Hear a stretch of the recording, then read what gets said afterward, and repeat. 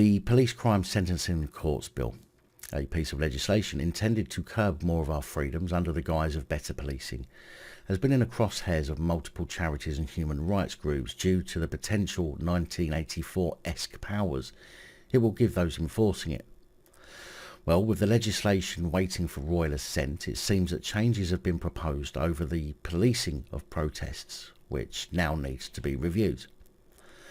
These changes have sparked some controversy, and it's easy to see why in a bill that is controversial by its very nature. The proposed changes, particularly in regards to our right to protest, which must be protected at all costs as it's our legal way to hold government and officials to account, are said to be outdated, and the changes are said to improve the police's ability to manage protests and balance the rights of protesters against the rights of others going about their daily business, ultimately meaning tougher restrictions for protesters. Our rights of freedom of expression and freedom to assemble have been targeted by police for some time, although they are in the Human Rights Act 1998. But of course this doesn't stop government agents from denying us our rights when it suits them. Hence why Parliament want to change the Human Rights Act by way of repealing it in favour of a Bill of Rights. However, this, I would say, would only be necessary if the government want to make amendments that wouldn't fit in the Human Rights Act brackets, and therefore abolition of it in favour of a newly drafted Bill of Rights that the government can fix to their benefit. Matt Parr from Her Majesty's Inspector of Constabularies said protests are an important part of our vibrant and tolerant democracy. Under human rights laws, we all have the right to gather and express our views. But these rights are not absolute rights.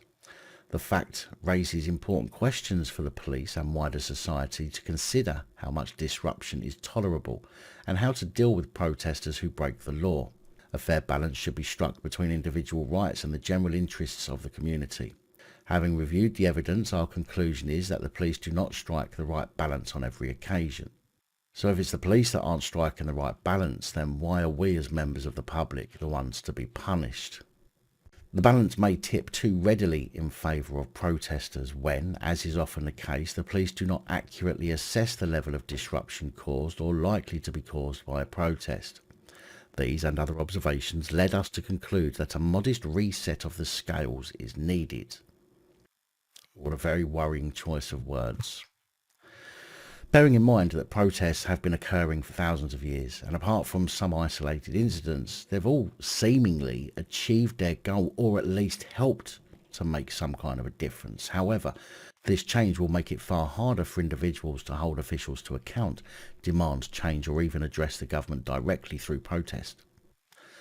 The 5 key legislative proposed amendments include: to widen the range of conditions that the police can impose on static protests to match existing police powers to impose conditions on processions, something the police already do quite happily when discussing routes with organised protests, so I'm not quite sure why this needs to change. To lower the fault element for offences relating to the breaching of conditions placed on a protest of either kind. In other words, to make it far easier to create an offence out of thin air in order to assert their authority over you when trying to hold their puppet masters to account. To widen the range of circumstances in which police can impose conditions on protests, again of either kind. Conditions on protests already exist. This is simply a way to criminalise anyone who doesn't do what they're told by police, when in fact a protest isn't about discussion. It's a show of force in numbers that you want to be heard, and simply nodding yes sir to every ridiculous demand by the police to limit the power of your voice is not how protests work. To replace the existing common law offence of public nuisance with a new statutory offence as recommended by the Law Commission in 2015. Again, this will be simply to make it as easy as abusing the Terrorism Act on photographers in order to arrest protest leaders and those who simply won't sit down and be quiet. To create new stop, search and seizure powers to prevent serious disruption caused by protests. Now, why do they need more powers over that? Section 60 of the Criminal Justice and Public Order Act 1994 is designed exactly for that situation. The difference being, no doubt, that the Section 60 needs authorisation before being used, and I presume any new legislation would not need authorisation. To authorise Section 60 stop and searches, a senior police officer has to have a reasonable belief that incidents involving serious violence may take place in that area, and authorisation will help prevent them. Or an incident involving serious violence has taken place in the officer's area, and that will a weapon used in the incident is being carried in the area, or authorisation will help to find that weapon, or people are carrying weapons in the officer's area without good reason. So this covers it all, which is exactly what they're asking for in this new legislative change. Already, if a Section 60 authorisation has been granted, there is little you can do to prevent the police carrying out this type of stop and search. So why do they need more powers?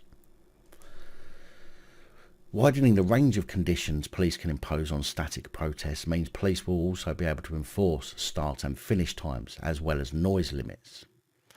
In other words, they're taking away all the power that a protest holds. Replacing the existing law offence of public nuisance with a statutory offence is said to provide greater clarity to police of what conduct is forbidden. Proposed amendments also include an offence of intentionally or recklessly causing public nuisance. Or, as I'm sure on the draft, it says intentionally or recklessly or possibly or maybe or potentially or unwittingly or unknowingly or simply dealing with a butthurt police constable. The report says that this legislation is intended to prevent people occupying public spaces, hanging off bridges or employing other similar tactics. In other words, making a protest in public an offence and doing things to get attention like hanging off of bridges or climbing cranes to be made criminal, so that the media have nothing of interest to report on anymore, making a protest itself far less powerful, as media will slowly lose interest in covering such events. Now, many MPs have been against certain elements of the bill and still vote against elements of it. However, I'm unsure and unaware of how they currently feel about these particular amendments or where they will land their vote on it. The bill has been termed as draconian and poses a risk of destroying the British tradition of protecting the right to protest. Labour and the Liberal Democrats oppose the bill in its current form. Shadow Home Secretary Yvette Cooper said the policing bill should have been an opportunity to tackle violence against women, improve support for victims of crime and keep communities safe. But the government's priority has been to use the bill to bring in rushed powers that are incredibly widely drawn.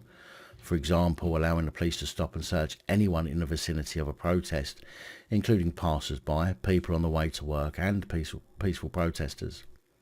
A spokesperson from Feminist Direct, sounds like a sanitary towel maker.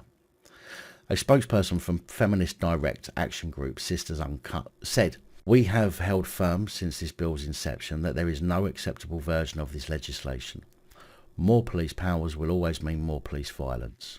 The current parliamentary ping-pong only goes to prove that an extra parliamentary strategy is the only way to defeat this bill in its entirety.